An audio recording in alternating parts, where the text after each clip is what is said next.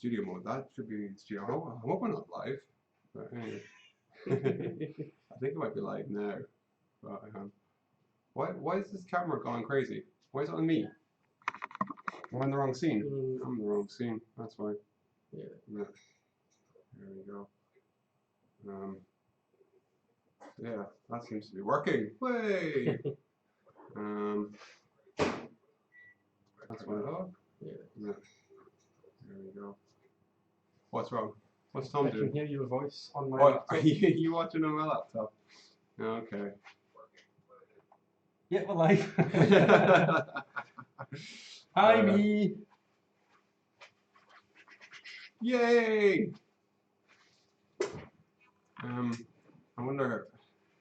I'll figure this out. That's not what it's called. Alright. Twitch is hard, yo. That's not how you spell your name. I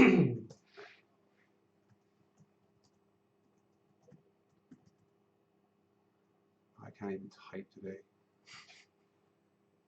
Done. There we go. Look at my confused face. I don't like this Tom cam. Okay.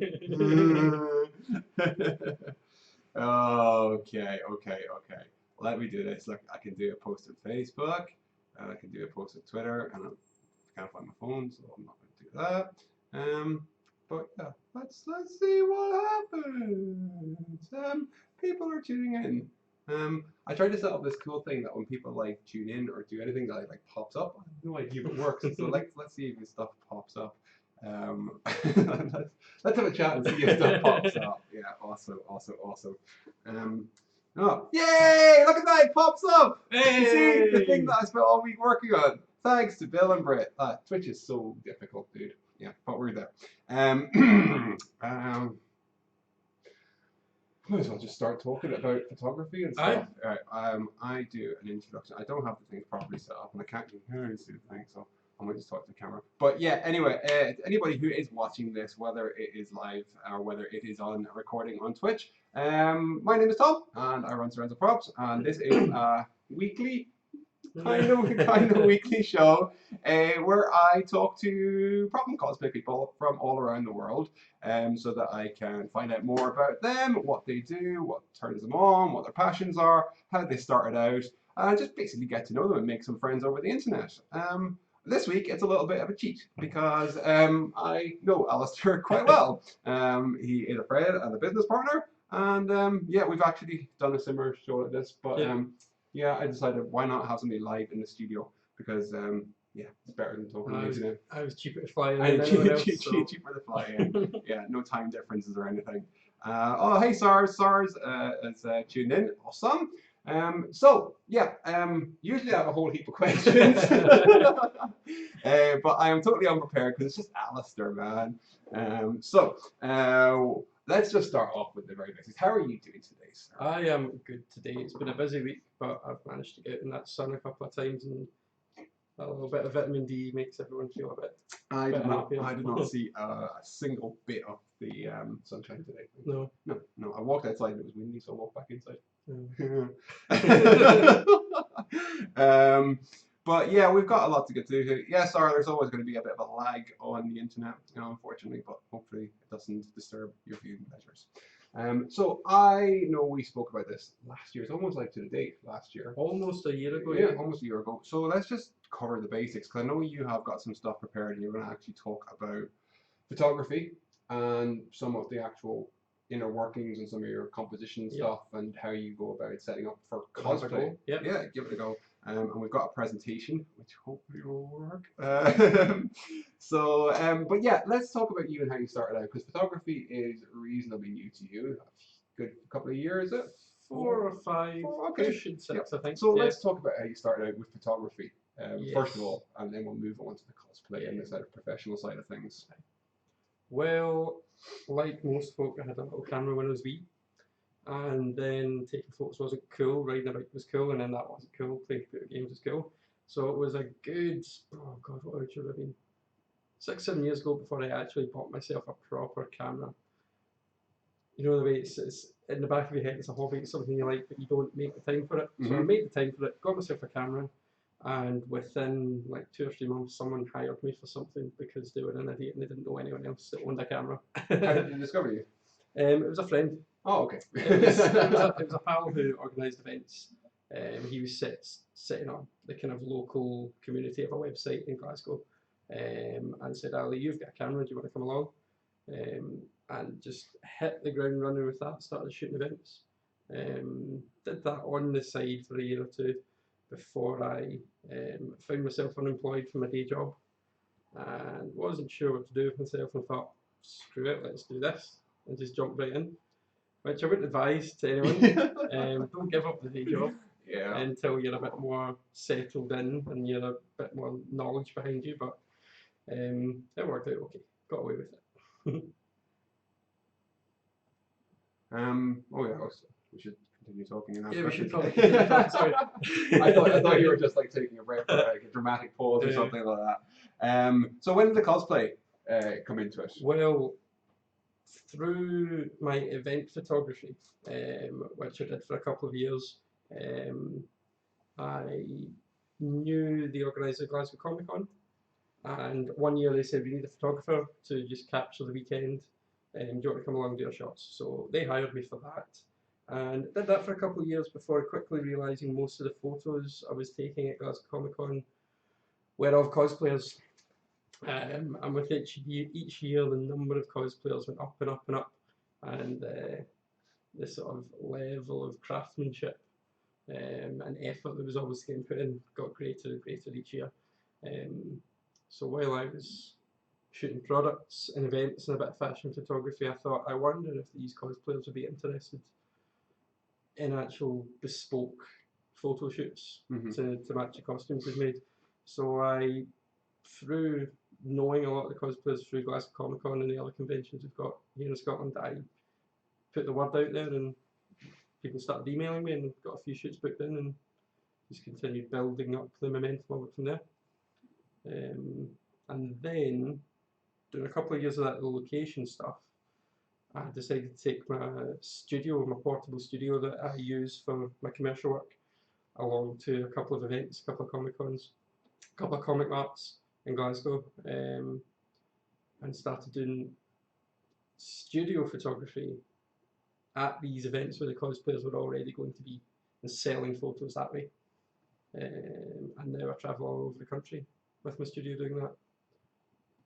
Yeah, it's pretty awesome. You do some amazing work. What percentage of your work now is cosplay? Do you know? That's a good question. It changes month to month. Does it? Yeah. There are months where I do nothing but cosplay. Okay. And there are months of the year, particularly through winter, where there's not a whole lot going on, and I'm busy with the sort of commercial work I do. Okay.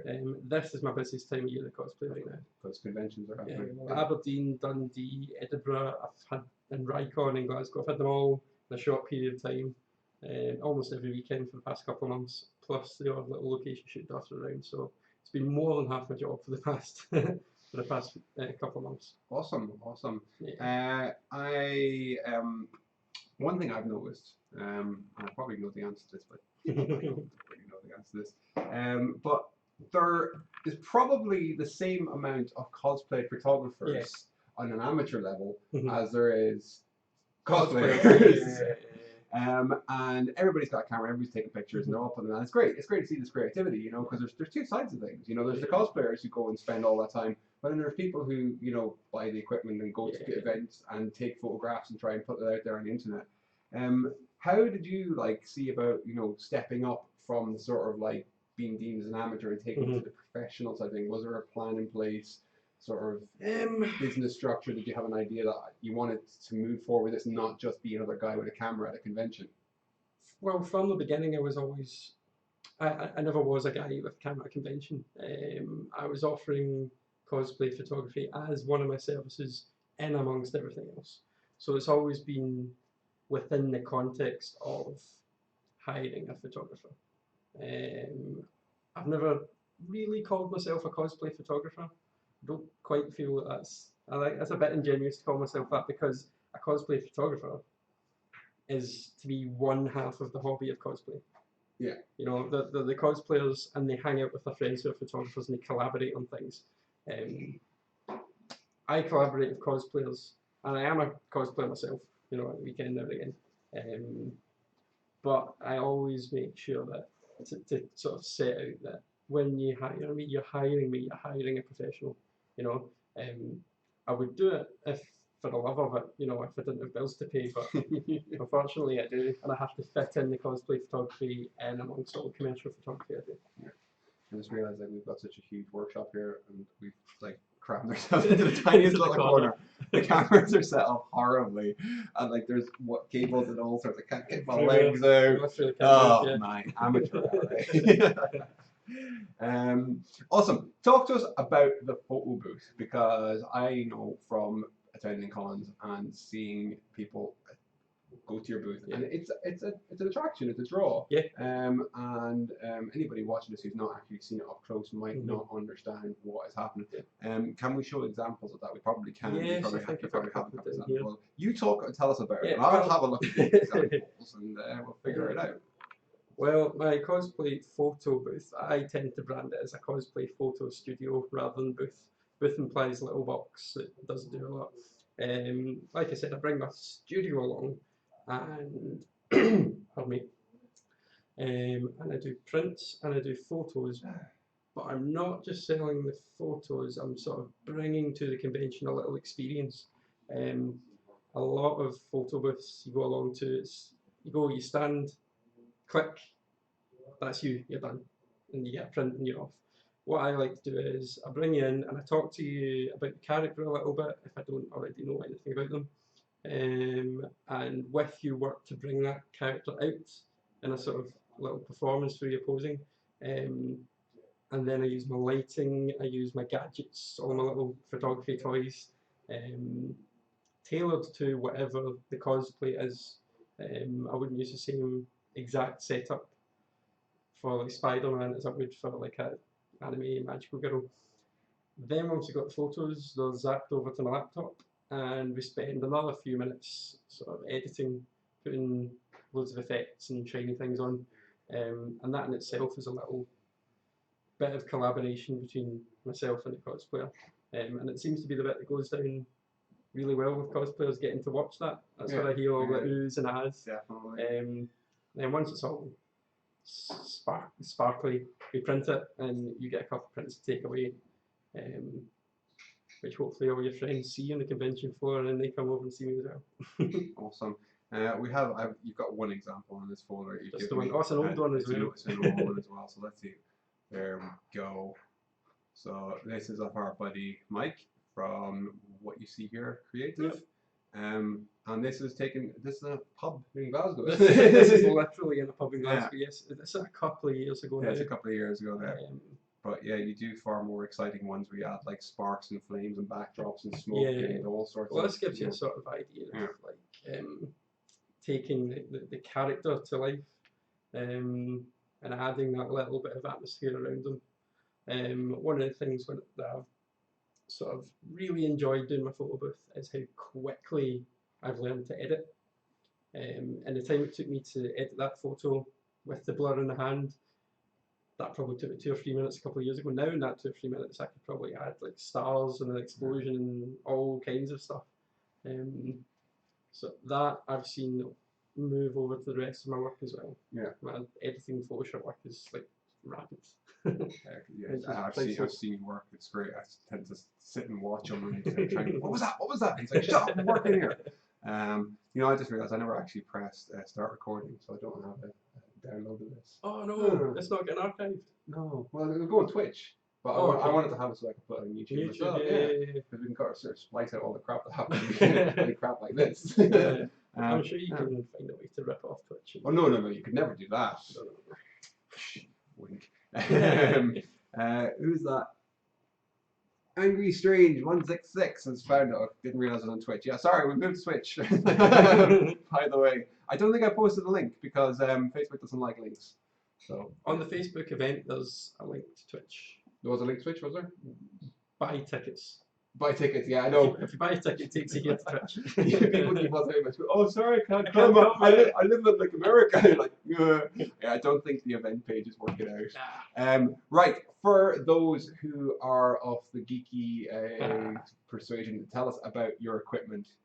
I will have no idea. I know what your equipment is, but like, start talking about brand names and actual pieces that What you I have. shoot with?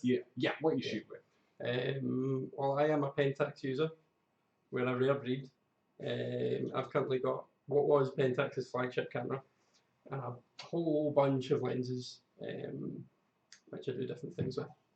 You'll usually find me at my photo booth with one of my zoom lenses, so I can very quickly change composition and perspective without having to dig into my bag for a different lens. And then for my photo booth, I have a pretty standard studio setup, studio lighting kit, 2 and occasionally 3 studio strobes, which have a constant model light, so that I can see where the light's going to fall on you before the actual strobe hits, and a few smaller, more precise speed lights, little flash guns. I use a black backdrop for my photo studio at conventions. I find it a lot easier to edit on top of and blend in Photoshop. There's a few guys use green screen, I don't like it.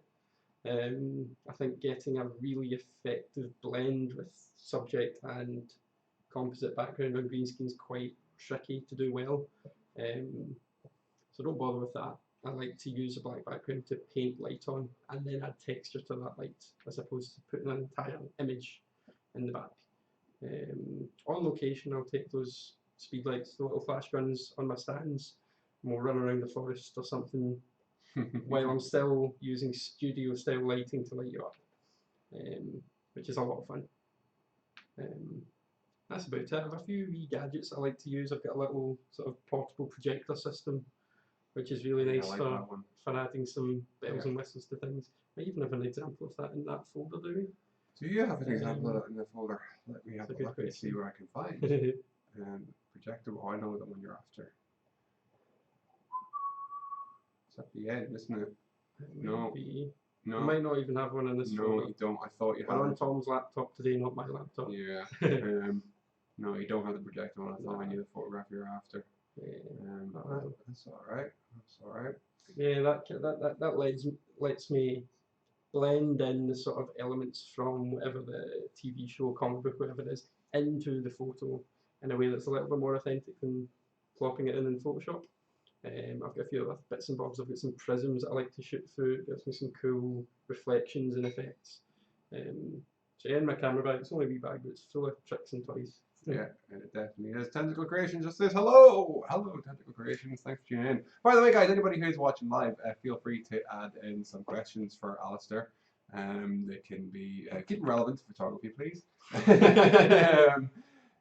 So yeah, you can just pop them on the chat, I suppose. It's not going crazy there, so hopefully we'll miss them. I might get a pen and take note of anything special. I had a question on that, but I can't remember it. So it's probably a rubbish question. But let's, I don't know, should we get straight into your photos and talk about some competition and then maybe come back with another question? Yeah. Oh, there we go, there's questions popping in.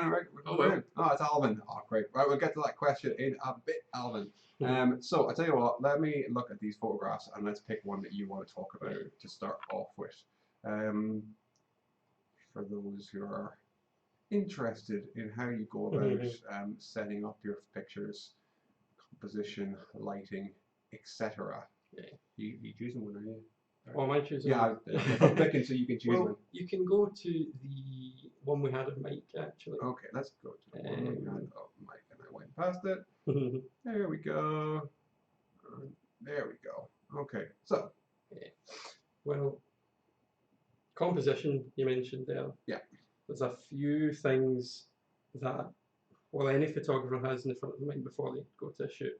They need to think about the context of what they're doing, the kind of story they're trying to tell.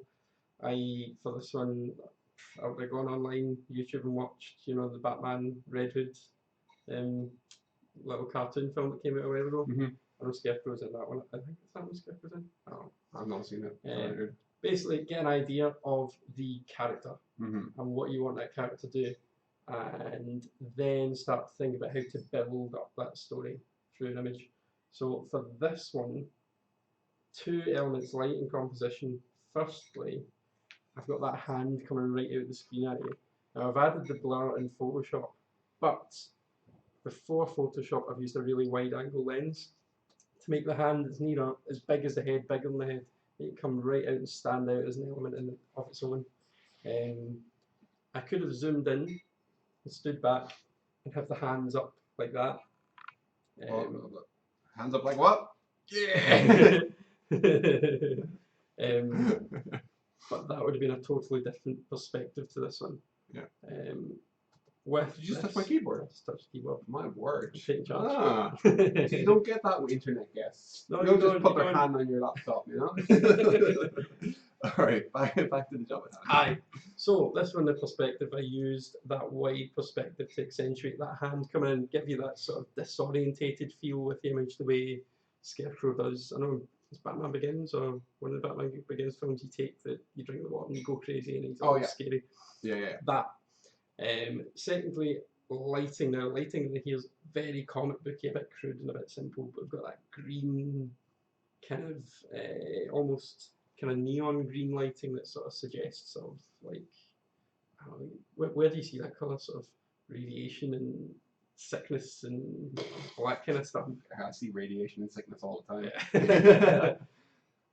I see that in a lot of your photographs. Yeah, definitely. So yeah. Awesome. That's that one. That's quite cool. What other images do you want to talk about?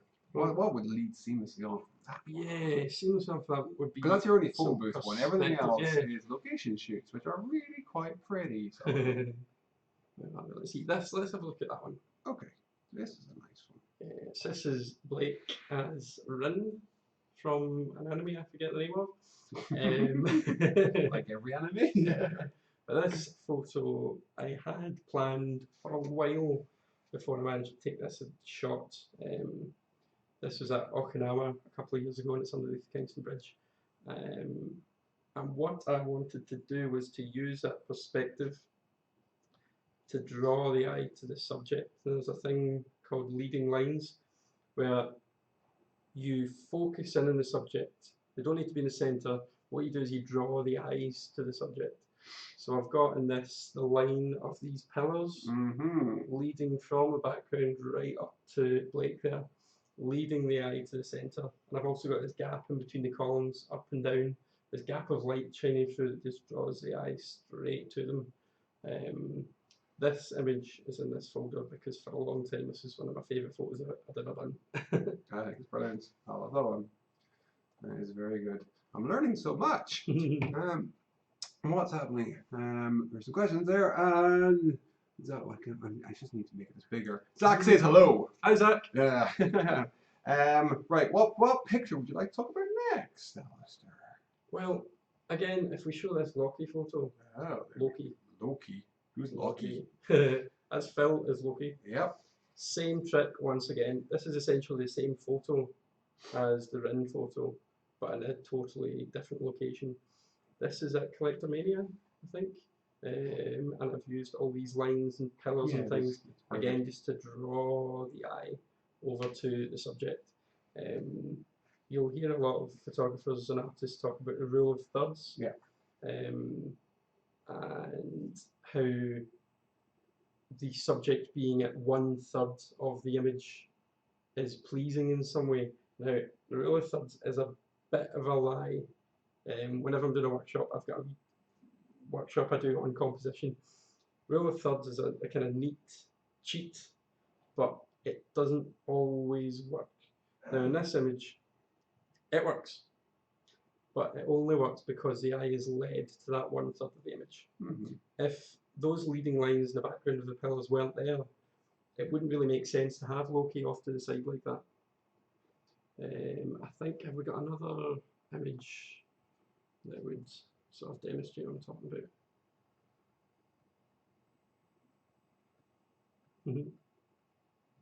Yeah, if you pop back to that one of Emma. That one? One more. This one. This is our pal Emma. Hi Emma. Hope Emma's watching. So this is Emma's. Oh God, is this Blondie from Sucker Punch? I think It is so, Blondie from Sucker Punch. Well done. So this one would conform to that rule of thirds idea. We've got Emma's face and Emma's gun at 1/3 of the image. So if you were to divide the image into thirds, you would see Emma gun on those third lines. But it only really works because, rather than the rule of thirds, because of balance. Your eye looks at this image and you see Emma on the left and the gun on the right, and the two elements of that image are sort of balanced in your eyes. It's pleasing for that reason. So when you're looking at your composition of your image, people will tell you about rule of thirds. Keep it in mind.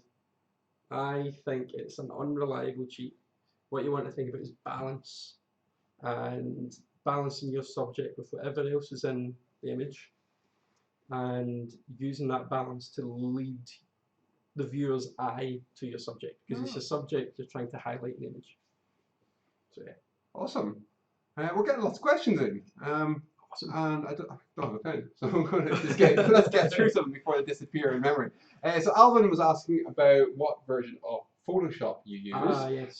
He's also talking about how he has started using RAW, and he's looking for recommendations on memory, because he seems to be chugging through a lot of us. So, Yes. Photoshop, RAW, and memory.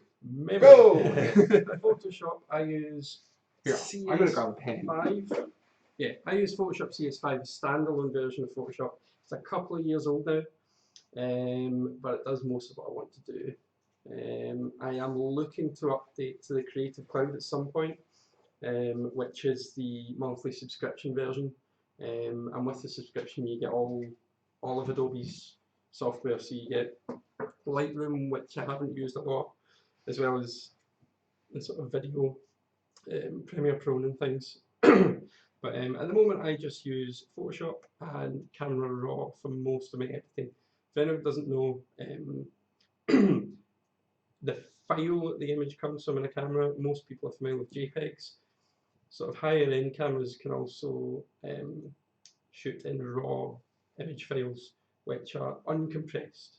It's basically the raw light captured on the camera sensor, which means you get a lot more detail in the raw file and a lot more editing capability than you would with the JPEG, which is already compressed.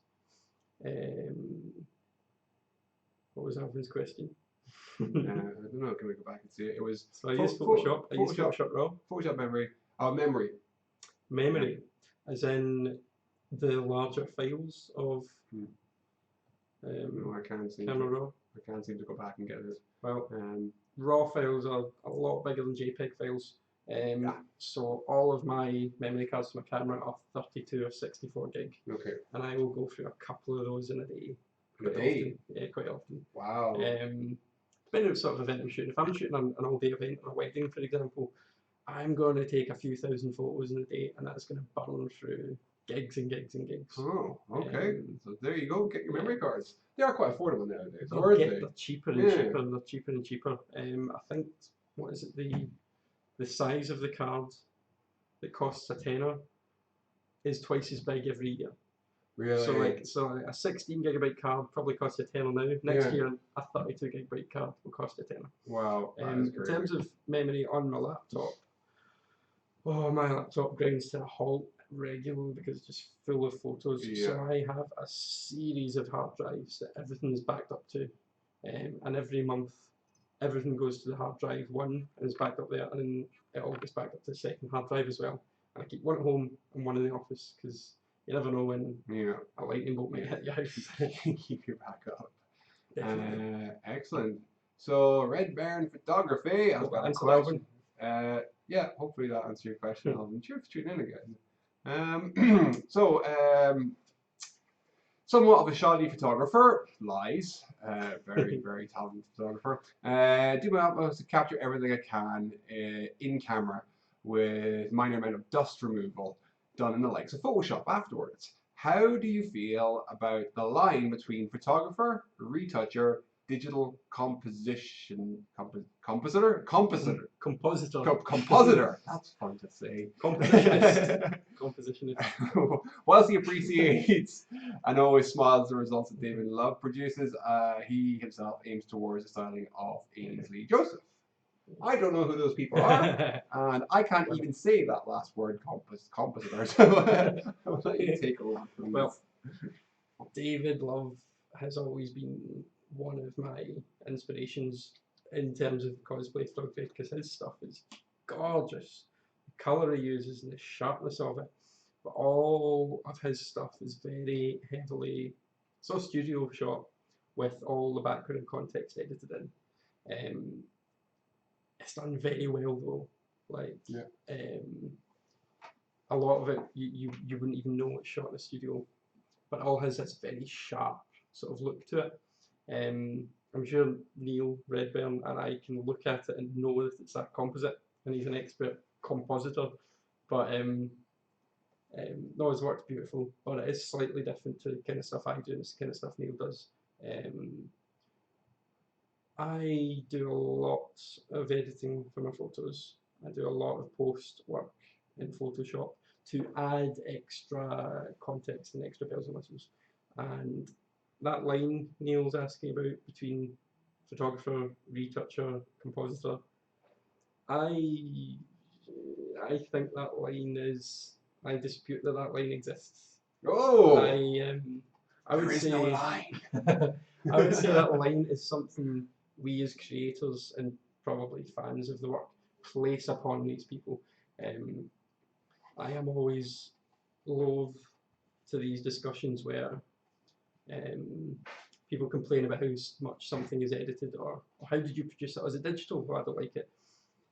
I am of the opinion that your final piece of work, your output, whatever you create, that's all that matters. Doesn't matter how you did it, doesn't matter what goes into it. If that final image looks awesome, it is awesome. So David Love produces his awesome images with a lot of composite work. And that's awesome because they look awesome. If you want to do it a different way, if you want to, rather than put a background of a forest in, you want to go to a forest, that's awesome too. I don't think, I don't like these discussions when it comes down to this way is better than that way, you know, because you end up with, you go back 10 or 15 years, you have people moaning about, oh, it's digital photography, it's not as good as film. Yeah. You know? So I think as long as what you create is awesome. So you sort of depending on everyone's entitled to their opinion. Call yourself whatever you want. That's it. Yeah. I call myself a photographer because I produce photos. On some of my social media, I call myself a photon manipulator because I manipulate photons. That's a good one. That's because I'm a nerd. Yeah. But manipulating a photon in front of the camera by shining some lights is exactly the same as manipulating the photons in Photoshop by rubbing some around. So. Excellent. Let's have a look at the photographs. Sorry to be so dismissive of your question, Neil. Yeah. Thanks, Neil. Right, okay. And thanks to Solar Roboto for hosting us. I'm missing all these little things popping up. It's cool. I need to put sound effects. What does hosting mean? That means that they're like, if they're not using their channel, that they're hosting we're on their channel. Yeah, so it means that other people that may not be following me can see that I'm here talking to you in Scotland about photography, and they're like, hey, that's pretty cool. That's pretty cool. Thanks, guys. They might follow me, and some people have followed. I've missed your pop-ups, but thanks for following. Let's talk about photographs. Okay, choose a photograph and let's talk about it. Let's have a look. Let's pop back. Oh, run back. This one. Oh, not so far, not so far, not so far. Where are we? That one. That one. Right. We went past that 3 times. Yeah, we did. Okay. Right, here we go. Okay, this is Melissa as. I'm move this over a little bit. Oh, that Steven Universe thing. Sorry. Never seen Steven Universe. But this. What is Steve? Anyway. Okay, that's another show. It's a cartoon thing, Tom. The kids love it. It's an internet anime thing. Kids love it. This is quite a good example of where I have done a fair amount of photoshopping on top of the natural light. So I've done all kinds of photon manipulation here. Really? Yeah. See, I would have thought that this was a location shoot, and there wasn't a whole lot of photoshooting done. That you just set up the shot. That's interesting. Well, to show how much I know about photography. what I was talking about, photon manipulation, if you have a look at Melissa's eye there, I have used the gaps in the leaves of the trees just to drop little spots of light here and there to pick out details of our makeup, of our character's face. Okay. So you get that nice sort of specular sort of light on her hair where it's all dappled, and you get this big sharp bright light right on her eyes, and you get the green of her eye. I don't think it's a contact lens, she's just got amazing eyes, this Melissa. The light just bringing out her eye, which is creating the focus of this image. That looked pretty good in the camera. It looked alright. But no camera can capture the real world as well as the human eye can. Okay. So, brought this into Photoshop, and I've not done a whole bunch. I have changed the background hue to a bit more orange. Firstly, what that does is creates contrast between Melissa and the background, bringing her out of the background, producing a bit more contrast.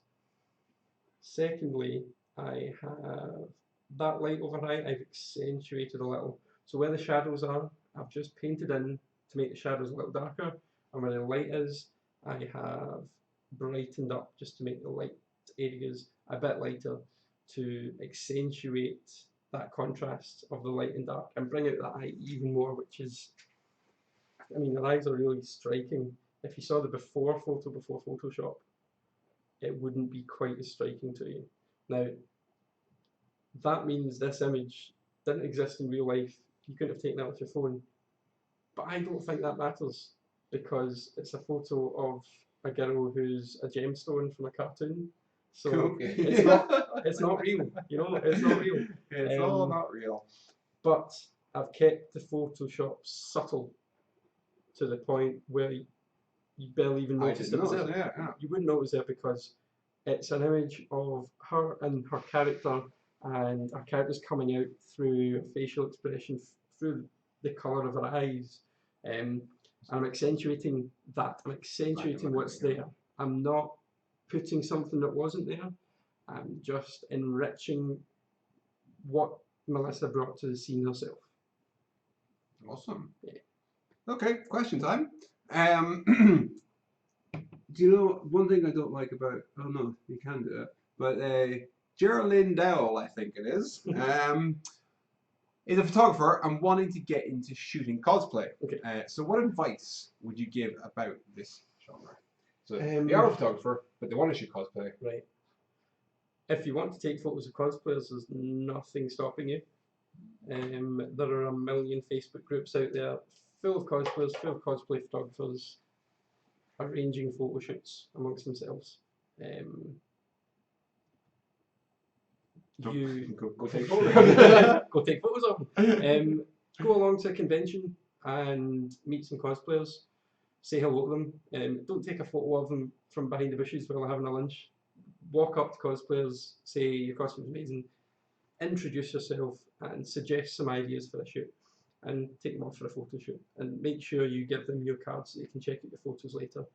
You can do that at a convention, you can do it online on Facebook. Go to the, I don't know, Glasgow cosplay group, for example, and just say, I'm a photographer, I want to take photos of cosplayers, here are some ideas. Bring some ideas to the table, you know. Have some ideas for shoots you'd like to do, for specific shots you'd like to achieve, and put those out there and say, if anyone's interested in this kind of shot, this kind of shoot, get in touch and put it together. Now, if you're looking to do it professionally as opposed to already take photos, you kind of need to build up a portfolio before you start charging money, don't you? It's like with anything. You can't just say, I'm a professional, no, give me money, without being able to show them what they have the money, you give them money for. Yeah. And the way to do that is to firstly build up a professional photographer, build a portfolio in other areas. So if, I don't know his, what was her name? It's Geraldine Dowell. Geraldine, I don't know what kind of photography this person does, but build up that work, make that work really good and have that on your site. Make you look really good, make your work look really good, and people want to work with you.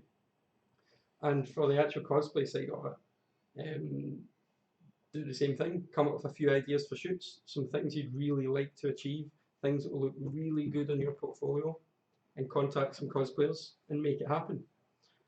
Once you've built up this portfolio, you will have it to show to people, and hopefully by that point you've built up a little network of people who are interested and people who know people who are interested, and you know, you can get the ball rolling. You can put it out there and see who's interested. That's what I did. That sounds like a plan for any sort of creative industry. It's the same with anything you do, which is, I was going to say which is visual, but it is literally anything creative. You need to get your craft down. You need to get good at something, and then you need to find the people to put it in front of. Like when I decided photography was going to be my job, I spent all day, every day for a year or two learning how to take certain shots, building up a portfolio from 9 to 5. In the evenings and weekends, I went along to events and I shook people's hands and I gave my business card out and I took photos to then send to people. So these people would then see my work and know who I was, and when they need a photographer in the future, they can email me. It's the same with yourself. You build cool shit, you put it out there, and wait for people to notice. Yeah, definitely. And get yourself in front of the right people. That's the thing. Yep. I've got a kind of follow-on question from that, and we can touch on this quite briefly. Professional, amateur, shooting cosplay, what should you not do? Let's keep it brief. We won't go into details, but there's a lot. It's something I see quite regularly on Facebook. People complaining about photographers doing something maybe not inappropriate, but just that kind of irks them a bit. Yeah. So what should they not do? Well, even if we give you top 3 or top 5. I think there are photographer don'ts and there are convention don'ts. I think if you're taking photos at a convention, you ask permission before you take a photo. I think for photographers, you need to bring something to the table. So don't. This isn't a don't. This is a do. I was looking for don'ts. Don't expect a cosplayer to bring everything to you. You can book a studio and have a photographer hire you to take you there and have a shoot with you. But you have to be able to bring something to the table. You can't just stand there taking a photo waiting for the cosplayer to suggest photos. Okay. You have to have a creative input at every stage. Before the shoot, for the kind of things you want to do. During the shoots, for the shots you want to do both on camera, and also bringing out the sort of personality of the character. Like a cosplayer will have an idea of the character and might have a few ideas of poses, but it's still your job to create the situation that you're capturing. It's your job to create a dialogue with the cosplayer, create a dialogue with the character that they're playing, and get them in the zone, get them throwing shapes, you know. And then again on Facebook, on Photoshop, put your input into it. If you don't want to do any Photoshop, don't do any Photoshop. If you're happy to do it all on camera, do it all on camera. But your output has to have your signature on it. You know, it has to look like one of yours, because if someone's coming to you for photos, they're coming for your photos. So you need to be individual. You need to have a bit of individuality to your work, signature style. Okay. So yeah. Awesome. There's a couple of people that are tuning in. Hi Q, no question, just want to say hi. Hi. And we've got, what is this? Dead serious this time. It says Alasdair Watson photo finish hair care range. That could be a money maker. There we go. Check it out. Okay, so you were speaking about don't expect the cosplayer to bring everything. Yeah. You know, I think a lot of people just sort of say, "Oh, can I take a photograph of you?" And the cosplayer walks over, and they just sort of stand there, just waiting for the cosplayer to be like, "Pow!" So Beverly had a question, which is this. Okay. What advice would you give for cosplayers who don't necessarily know how to pose well, don't have the confidence to pose well? What can they do to help with? Because obviously, if the photographer can't instruct them, they need to do something. Otherwise, they're just stand there like a statue. So yeah, what advice would you give for those, and how can a photographer bring out the best? Yeah. You know, and I'll be back in a second. I just thought we look like we're in a prison or a barn or something here. You answer that question. Go for it. Yes. The trick to posing is not posing. Don't like that one. For some characters, cosplay specifically, there will be signature poses that are recognised by people, the way someone stands or the way they hold a prop. But for a lot of shots, you don't want to be standing all rigid doing a pose. You want to be acting, essentially. You want to be in character and the photographer capturing that character. So rather than looking at the character and a pose they make you recognised for, and thinking about what you're doing with your arms and your legs and how to get into that pose, think about what's in that character's mind. Imagine yourself in that character's situation, imagine what that character's about to say, literally get into character and act and go through a scene. Because if you're acting that way, it's going to show on your face as well. If you're literally screaming one of the lines from the anime or whatever it is, that's going to show on your face. We've got a good photo of Kitty, I think. Where is she? No, I don't think you have it. Oh, I thought you had this one as well. I could have sworn I had that one of Kitty screaming. No, it's not there. Damn it, okay. We don't have a screaming photograph. Yeah. Because you have a good one of me screaming as well, but it's not on that. Yeah. So yeah, as a cosplayer, you want to be in character, not just being yourself posing in your costume, which is fine if you're showing off the work, stand with your costume. But if you want a really good photo of the character, get into character and act. And if that means jumping up and down, jump up and down. If that means screaming, scream at the top of your voice, and swing your sword around or whatever. For a photographer to sort of bring that out, they should be aware of that as well. They should be wanting to capture that character. And the best way to do that is to get the cosplayer out of shell, have a dialogue with them, just chat, have a conversation, speak to the cosplayer as if the cosplayer was a character, just build up a little rapport. Don't stand and take photos, actually chat away, make silly jokes, you know, encourage them to just come out of their shell, you know, help them be confident in that way, you know. Yeah. Yeah. Awesome. These questions are just seamlessly linking together. It's amazing. Thanks, Really guys. good. So Haiku is hosting us. Awesome. Thank you very much. And the question is, you say bring something to the table, so to speak, as a photographer to helping them bring their character out. What about the photographer when they're unfamiliar with the character? How? Because it's like, you know, anime. Yeah. No idea what that's all about. So I know you're really quite good at it, you know, because you don't know all the characters, and nobody's going to know all the characters that are out there. So what can you do? Well, I think you kind of covered that, but let's go more depth to that.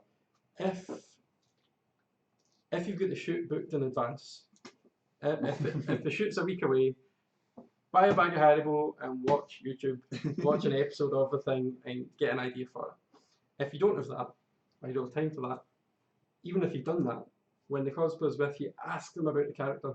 Get them to explain to you in their words who the character is. Because one, you're going to learn about what the character should be like. Two, the cosplayer's probably going to be quite excited to talk about the character. If they're excited enough to chat about it. They usually are. Even just that little bit of dialogue is going to help bring them out of their shell, get them more comfortable, and it's going to get the cosplayer thinking about the character as well. So have that conversation about them. A lot of the time at my photo booth, because I'm so quick, I've only got a couple of minutes with each cosplayer. If I've no idea who it is, I'll ask questions like, are they a good guy, are they a bad guy? Yeah. Give me a word to describe them. Are they scary, are they cute, are they evil? And in my head, I just have a few sort of poses that work with those types of character traits. If they're cute, you can do your little kawaii poses. If they're evil, I can use my lighting to make it all dramatic. And it is just about taking those traits that the cosplayer tells you about and encouraging the cosplayer to bring those out.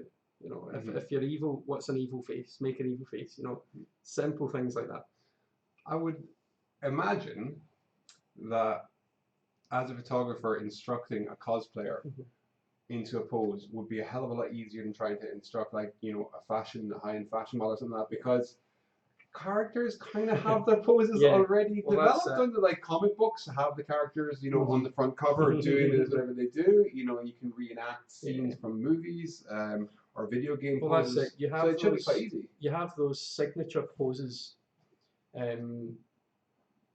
which you can practice at home in front of the mirror and get really fluid and confident with. But you also have the character if you're dressing as a character, presumably you know a bit about them.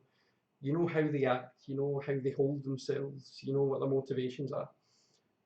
So you have all that background knowledge for how to pose, how to act as them. That's what makes sort of fashion models. That's what separates a really good model from a not so good model.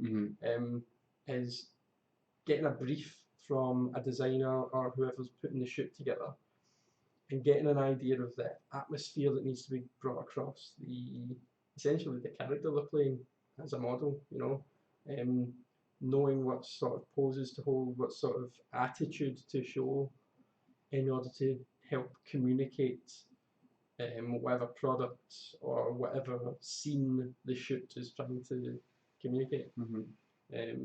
So as a cosplayer, you do have that little instruction manual in front of you in form of the comic book for how to do that. Awesome. Quite good. So, Haikyuu, I hope that answers your question. Yeah, that's a good one. Let's talk about a photograph. Okay. Let's pick a photograph. Tell me when to stop.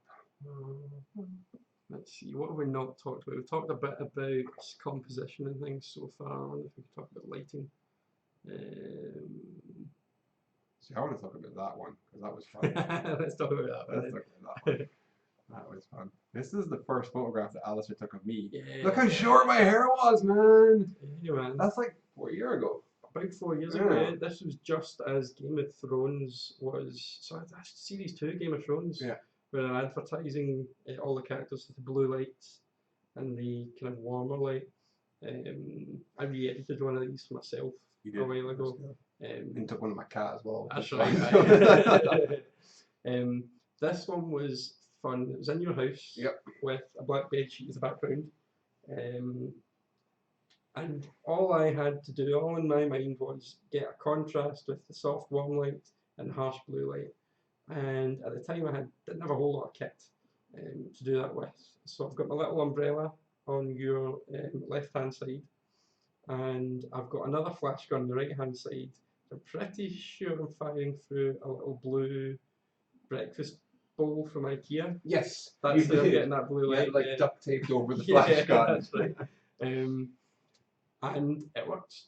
You know, doesn't matter that I used IKEA bowl, breakfast bowl, than you know, an expensive couple of gels. Yeah, it works. And gets the idea across. And I remember making that blood in your kitchen. That was a lot of fun. Yeah, because we set out to do this just as a Game of Thrones shoot with just the blue light, and I was like, let's make some fake blood. You're like, can you do that? And I was like, yeah, we can. So we got some food coloring and some onions. It was awesome. I apologise to anybody who tuned in just as that photograph was up. We're quite normal. We're not sort of blood crazy weirdos. It was just honey. Awesome. Well, that was quite good, to kind of using light for contrast. And the other images that we've shown, I was talking about how to use composition for contrast and how to use composition to focus in on the subject of a photo. Sorry, you want to go back? I think if we've got another photo where we're using light. You're touching my laptop again. Touch my laptop again. You love it. Oh. So let me see. That's a nice one of Ollie. You do the thing. I'll do the thing. Yeah, I'll do the thing. Thank you very much. There we go. So this is a wee shot of Ollie from LSCC. Yeah. Didn't use any of my own lights for this one. This is all the natural lighting from outside the convention centre. This was a great shoot, wasn't it? Like 15 minutes before we went to the pub. Literally, we had. I think we were going to the pub, and we were late for going to the pub, which is important. Yeah. And Ollie was late for going somewhere else as well. So we had 10-15 minutes to put this shit together. Bring the camera, take a photograph. Yeah. So knew I didn't have time to set up lights. So what I've done is this strip of lights along the ceiling. I've placed Ollie in between two of them, but dead on. So we've got one light from high up lighting Ollie's face, and the light directly behind them is above and behind, giving this rim light. Yeah. You can see it around Ollie's hair and on the shoulders of the suit. That lighting is like taking a pen and drawing an outline around the character.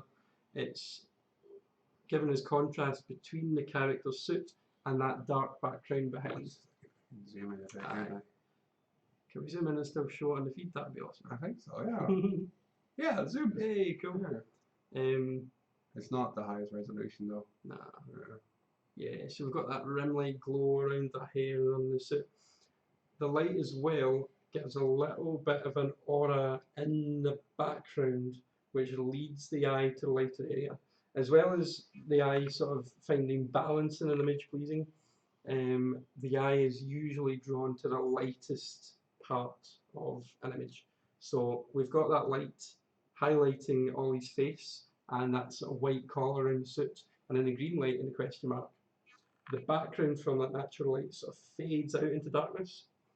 So the eye is brought from the edges straight into the centre, right where Ollie is. And there's a beautiful kind of symmetry either side of Ollie. If you look at the lights at the bottom on either side, and there's some sort of shapes going up and down. There's a couple of triangles either side. This guy just walking past. Yeah, he ruined it. But we've got, because Ollie is right in the middle of that strip of lights, everything either side of Ollie is balanced. And that balance is, again, quite pleasing to the eye, apart from that guy in the bottom left corner. Yeah. Shame on you. Yeah. Shame on you, sir. Awesome. I think there was some questions coming in. Yes, there was. Dead serious this time says, I have Kirsten Stewart syndrome. Oh dear. I've not heard of that one. No, me neither. I like Kristen Stewart though. And I have like one expression, and it's hard for me to get picture taken that expresses much with my face. Any tips? Serious question, I can't really word it well. Okay, so they've got one face. One face. One face. How do you get two faces? How do you get two faces? I think smile would be the easiest one. She doesn't do a whole lot of smiling, does she? See, smiling is the worst thing you can ask someone to do for a photo, because you get that. It's awful. You need to make them laugh, don't you? That's it. Yeah. You want to make someone laugh to make them smile. And if a photographer can do that for you, that's great. If you can tell a dirty joke and get a grin out of you, that's awesome. But you yourself, if you are looking to portray a happy character, think of something that would make you laugh. Think of something that would make you happy. If you are struggling to get yourself right into the mindset of the character, use your own mindset. Think of times where you were happy and let that come through on your face. If your character's sort of scared, or the situation in which your character is scary, think of times you were scared and bring that out.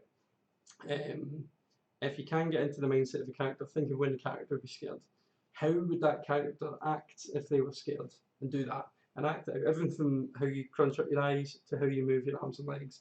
And the more you do it, the more practice you get, the better it will be. So I would suggest standing yourself in front of your mirror with a kind of series of situations in which your cosplay character might be in, and start off with over exaggerating it.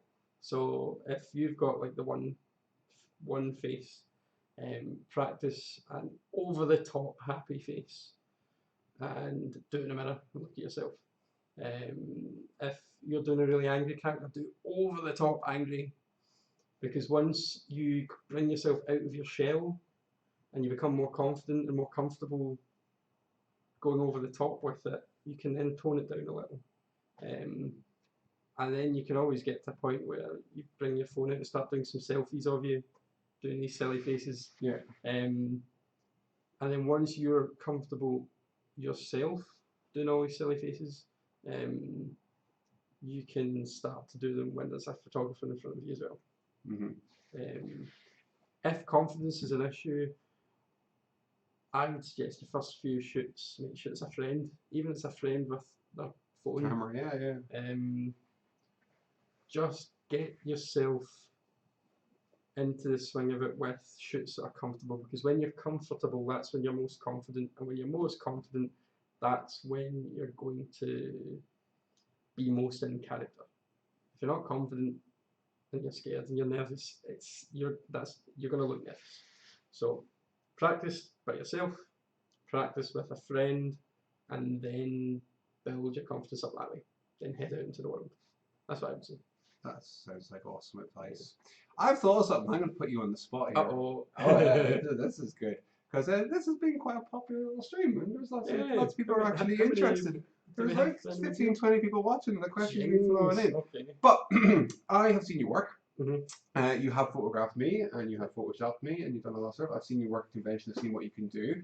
I would propose to you, sir, that in the future, we will do a live mini photo shoot and Photoshop session where I put on a costume, you take quick photographs of me and talk through how you do that, and then we could move to the laptop and show how you might edit them, and we could probably do that in an hour and a half. That would be a really good show. There we go. He said it. We got him locked in. That's another future guest. But I think that'd be quite because people are like totally amazed when you start like throwing like flames and sparks and all sorts of stuff. It's the best bit of my job. My favourite bit when I just hear someone going, "Look at that! That's amazing!" Yeah. Every time I'm doing my photo booth, I'm meaning to live stream it. I keep meaning to bring my tablet along to live stream it so people can tune in and watch me while I'm at the thing. But I'm always too busy at them to actually arrange that sort of thing. What I am planning on doing is a series of books that I've not talked to anyone about yet. You talked to me about them. I've talked to you about them. Series of books sort of just explaining how I do things from composition and light and even the stuff like posing. With those, I'd quite like to do a wee series of videos to go along with them. Little excerpts from the book. And maybe even some live workshops. Because I do workshops at conventions where I'm essentially doing this. I'm on stage and I'm talking through things. I would like to do it at small groups. I've got a background in education, and there's that little education itch I've been wanting to scratch for a while. So it'd be really nice to get a group of people who are really into photography to come along and watch me work and have a shot doing what I do and maybe pick a few things up. But I'm totally up for coming back in a Sorenzo show and doing that live. That'd be awesome. Free photo shoot. Let me see. So yeah, dead serious this time. Thinks that's some awesome advice. Well done. And they'd also watch the live photo shoot. Awesome. So Red Baron Photography is a repost as it's been scrolled past. Really, have we missed it? Sorry, dude. Less controversial. Oh, boo. Do you have a dream image that you would want to work on but haven't had a chance yet, either because of time, technology, or something being too far away to be feasible? So I'm assuming that is a dream image as in person you want to take or type of picture setting. I don't know. How would you interpret that question and answer it? Thank you. There are a few. He's right. There are a few images I would like to create one day. A few projects I'd like to put together, but it's been a long time since I have had the time to do a project purely for my own portfolio, for my own fun. We've not started a new company this year, have we? No, we've not. We better do that. I think we will. Yeah. After the show? Yeah, why not? Awesome. No, I Monday to Sunday, I am pretty much busy with, if not my cosplay work, my commercial work. I don't remember the last time I took a photo that someone didn't pay me for, which sounds really mercenary, but I kind of feel very fortunate that I can say that I am busy enough with work, that work keeps me really busy. And I always feel lucky that this is my job, but it does mean photography's not been a hobby for a long time. So there are a few shoots I'd like to do. I do have one or two coming up that I've managed to squeeze in. There's a couple of things in mountains. I want to go to the mountains and do cosplay shoots in mountains. I've got a couple of very specific shots I want to do with that. I've got one or two cosplayers who have contacted me in the last month or so to hire me for a couple of shoots. I'm going to get to do a couple of those in, which is really exciting. Awesome. I think that there's some stuff with gel lighting I'd really like to do. I know Neil is really into is it Jason Hicks, who does some amazing coloured gel lighting stuff. some really beautiful colour contrast. And I get to do a bit of that with photography, but it's quite a specific thing. However, I've got a couple of kind of portrait shoots, more fashion based, coming up, not cosplay stuff, where I'm going to be studio based and I'm going to get to play with my smoke machine and lots of lighting, get a couple done there. But yeah, I'm afraid I'm kind of too busy to think about the dream photo. I can't even tell you who I'd like to work with. I'd really like to work with someone who makes really awesome armor. I think someone like Camry in Germany who makes really intricate armor. I'd love to play with lighting around that. I'd love to pick out the detail that way. And yeah, I can't. She's the only name that comes to mind. I think in terms of cosplay, I'd much rather work with characters. Academic characters I'd like to shoot, as opposed to cosplay. That makes more sense, doesn't it? Because it is about the character after all, exactly, isn't it? Yeah. I've got a super duper exciting Tomb Raider shoot coming up soon. I've wanted to shoot Tomb Raider for years because we've got so many awesome locations in Scotland, just an hour's drive away. Another thing I guess I would like to do would be Half-Life. Half-Life 2, City 17, dystopian futuristic city where you've got the old beautiful kind of Victorian European style buildings, but with these huge alien structures coming out of them. If I could go along to a town somewhere and shoot there and then take it to Photoshop and manipulate all that stuff in, that would be a good shoot. Plus Half-Life 2, favourite game ever. So that would be awesome. Yeah. Okay. I've kind of run out of photography questions for you, so I have. And do you know what I'm really upset about? This is the first show that I've done where I haven't started off with my signature opening question. Who the heck are you and what do you do? I just opened my card and I can't believe I forgot that. It was like my signature, it's my thing, and now it's gone. Oh well, I'll need to get a new one. That's because you know who I am. I know. Well, I tend to know who everything is. Okay. One last quick question. It was Jake Hicks that Neil was a fan of. Jake Hicks, I said. Yeah. And Gerland Yall. Yeah, that person wants to know if you prefer using studio strobes or speed lights. Okay, yes. With studio strobes, you have a modelling light. You have a light which switches off when you take the photo, but shows you where the light falls. Now, I use a mixture of speed lights and strobes when I'm doing my cosplay. My cosplay photo studio conventions because that's how many I need a lot of lights to do different things with. But I wouldn't struggle, but it would be a lot harder to do what I do there with just the speed lights because there would be no indication of where that light is going until you take the photo. With the studio lights, there's already a light there showing you where the light is falling. So I can take a cosplay and just turn them to the side to make the light more dramatic. I can use the studio strobes model light and bring it out to the front and see where that light is going to be and know how the photo is going to look beforehand. When I'm out on location using my speed lights, they're great because they're tiny. I can tie them to a tree and have them up high. I can move them wherever I want. But I don't know exactly how the light's going to fall until I take the photo. The more you shoot, the more your intuition tells you how it's going to look. But every so often you do need to go back and reset things and fiddle with them until you've got it exactly right. So I love using both, but the studio strobes a bit easier, make your life a little easier. Okay, awesome. What we're going to do, because we've gone over the hour, it's always so really? Yeah. Like I've not once stuck to the whole hour. I didn't think we'd have 20 minutes to talk about. It's a mad show, we do what we want. Should we put a bit of time? But I've got a couple of rapid fire questions that I want to ask you. I think we should talk about one more photograph before we go. But before we go, I want you to comment on my composition of my cameras. Yeah.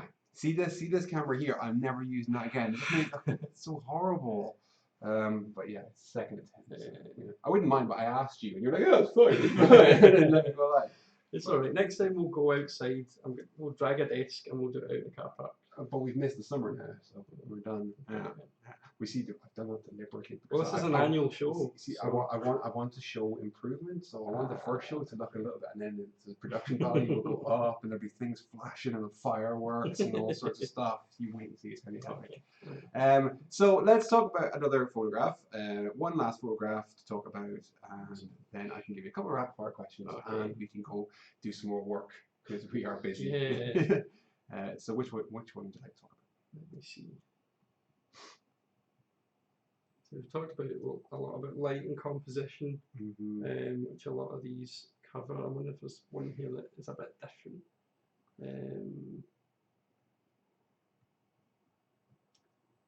I like that one of Kira with the sunset. Where do we go? This way? Keep on. You'll find it. The sunset one. Oh, the sunset one. Yeah. In fact, we'll go back. The kitty one. The kitty one behind the fence. Right? Because this. Keep on going the right. Did I miss it? Did I miss it? You did. It's the. I found the other one you were looking for. That's it. Okay. Right. This one. Sorry, folks. Sorry, guys. Here we go. Yeah. Boom. This one is quite a good illustration of some of the other things I've been talking about previously. The pose that Kitty's got there, it's belly pose. It's very simple. Doesn't matter what she's doing with her body. Doesn't really matter what she's doing with her hands, because her hands are covering her face. The focus of this is those eyes. Everything I tried to do in this image is focusing on those eyes, because the eyes are where the character of this zombie witch are coming from. Kitty's got right into character there. She might even be screaming at this moment. Obviously you can't hear it because it's a photo, but behind her hands, her mouth is wide open. She's screaming and her eyes are wide. Not because I told her, give me wide eyes.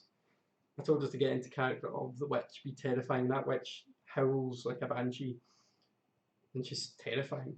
So Kitty is right in that character, screaming, and just, you look at those horrible eyes with the contact, it's a terrifying image. And what I've done with my lighting is I've got two lights. I've got one behind Kitty, which is giving that rim light glow behind her. So there's this outline all the way around her head, which is shown as the shape of the head, and it's given a contrast between the background and the character in the foreground. Yeah. Those eyes are creepy. They're horrible. The light at the front, I am shooting through like 2 layers of fence there. There's a thick fence, and then behind that there's that sort of chicken wire square fence,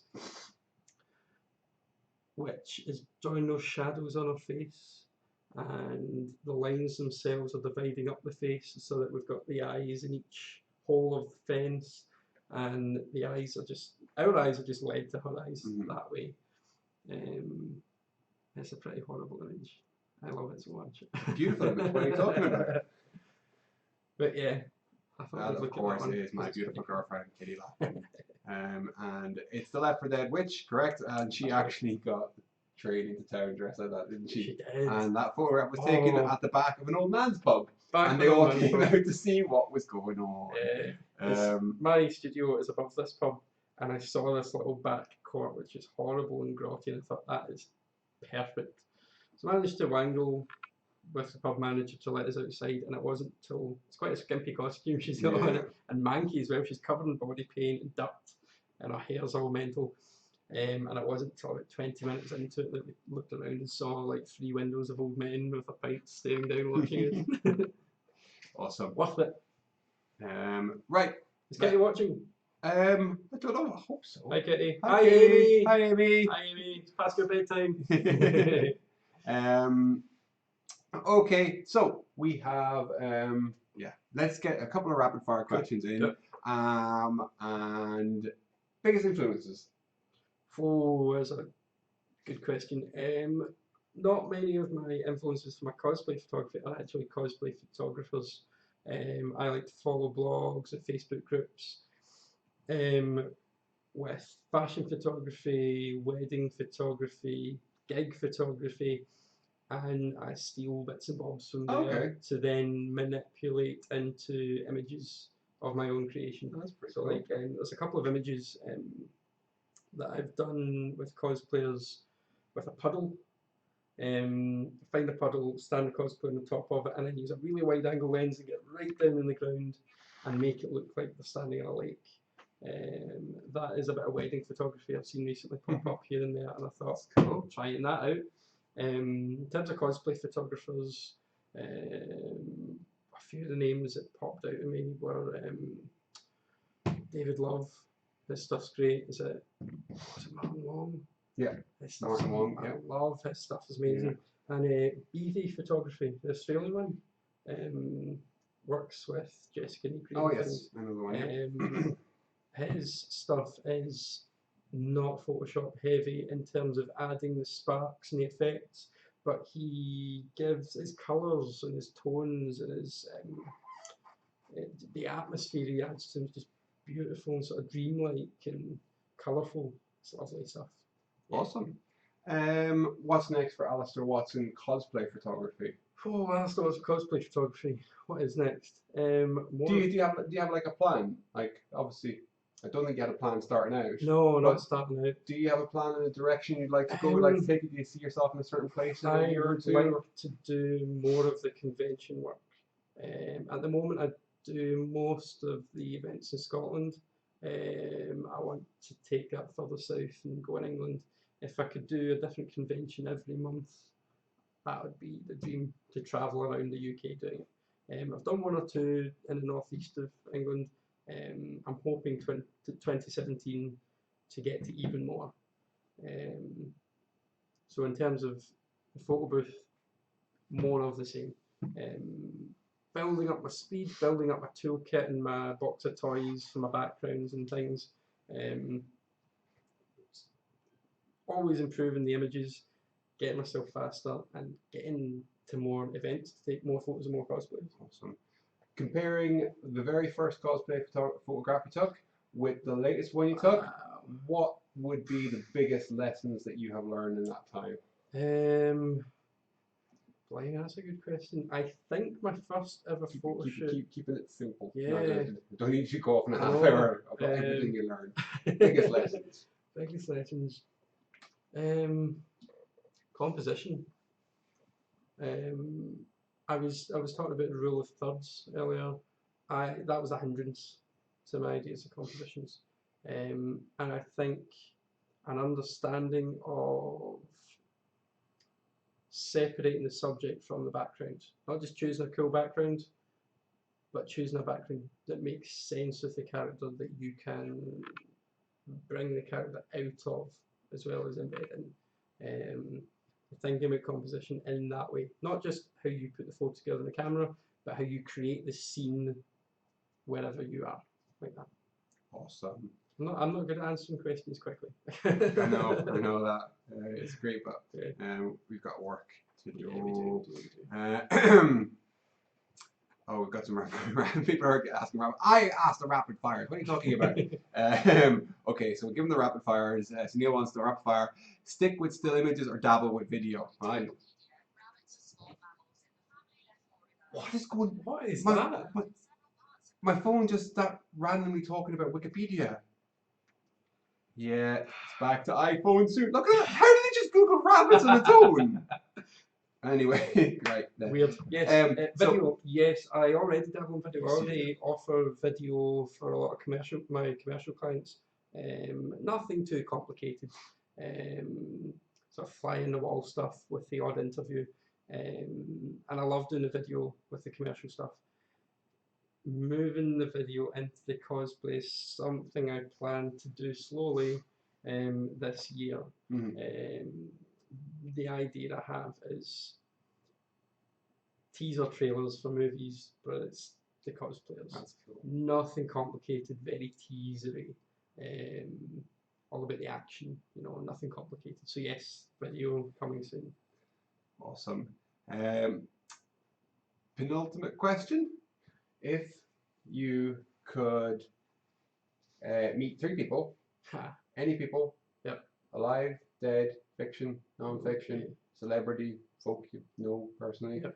You could hang out and have a beer at one of them, Okay. collaborate with one creatively, Mm-hmm.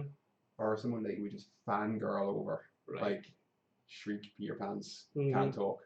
Who would those three people be? In the whole world, in all of history, right? I would like to. And the world of the imagination as well. Yeah, okay. Yeah. It's tough. That's a tough question, Yeah, actually. Yeah. And even answer like now. I'd have a beer with someone like Leonardo da Vinci. That'd be dangerous. You'd end up a cadaver. Well, that's the thing. He was doing stuff that was, outlawed in all of Christendom. He didn't care what other people were doing. That's what I like to think I about. reckon you could put them away. Yeah. I think he would be fun to get in the ear of. It's nice to see people doing original stuff and not caring about convention. But he was dodging, pyres and getting burned at the stake for what he was doing. So that'd be awesome. Collaborate with creatively. Whoa, man, that is tough. Well, you've already collaborated with me, so I suppose that's that one answer, I don't even know. Who'd you fangirl over? Who would I fangirl over? Oh, the Coen brothers. Yeah. I love their films. I love the way they colour grade their films. I love they're just thick with atmosphere, their films, in a way that I like to do my photos to be thick with atmosphere. The details they put into the films, tiny little details and story and the sets and the backgrounds. Yeah, fangirl all over them. Awesome. And did you think of one for what was the other one? Collaborate creatively. No, I have no idea. No That's idea. a big question. You've already taken that one off the box with me. Yeah, I suppose. Okay, and final question before you go. Okay. I'm going to limit you to a sentence Good luck. because you've kind of answered this. Advice people starting out, photography, and that could be, I think, just photography in general, Mm-hmm. and maybe if you can make it like amateur professional, but I think Yeah. just photography. One sentence. In 2 sentences. Okay, 2 sentences. I like you. Thank you for that. Do your own thing, and by that I mean don't worry about the rules. Create what you want, and it's yours. And be individual. Make your photos different from everybody else's. That's my first sentence. And my second sentence would be: don't be an island. Network. Get out there, collaborate with people. Collaborate with other photographers, collaborate with other creators. Just get out of the house and meet people and get your name out there. I think that is some sound advice. Well, there we go. that was almost 90 minutes. That was painless. That was flew so much fun. But yeah, I think we should definitely, maybe towards the end of the convention season, see about getting a photo shoot set up in here. That'd be good fun. And hopefully I'll have a bit more streamlined setup, more cameras and better composition. Yeah. How can people find you? How can they get in contact with you? My website is alasdairwatsonphotography.com. It's a mouthful and no one ever spells my name right. And my Facebook is Alasdair Watson Photography. Shall I spell it right? Yes, you did. Well done. My Facebook, my Twitter, my Instagram. Search Alasdair Watson, I will pop up. I'm more active in some than in others. But I'm on all of those, and you can drop me a message whenever you want and check out what I'm working on. Yeah. Awesome. Well, thank you to Alasdair, firstly, and thank you to everybody who tuned in. Thank you for the awesome questions as well. Yeah, they were great. I'm on Twitch for this show, by the way. Shame I didn't record it. Now I have to figure out how to rip it. But yeah, thanks everybody for tuning in. It has been absolutely amazing. Yeah, for those of you who are new to Sorenzo Props Twitch channel, this is just one of the creative outputs that I'll be doing, where I talk to people who are into the prop and cosplay thing, and I'll also be doing some live streams and building stuff, hopefully on a weekly basis. Please go check out my stuff. There's Facebook there's all the Twitter and the Instagram, and there's that Patreon, which helps me do more of this sort of thing. But for now, we need to get back to work. Yeah. Thank you, everybody. We'll see you next time. Cheers. See you later. I have to figure out how to stop this. I think it's going to be the stop streaming one, isn't it? Yeah. All right. Night, guys. Cheerio. Oh, good morning. Are we sure? Yeah. Certain, yeah. Can we stay up for another half hour?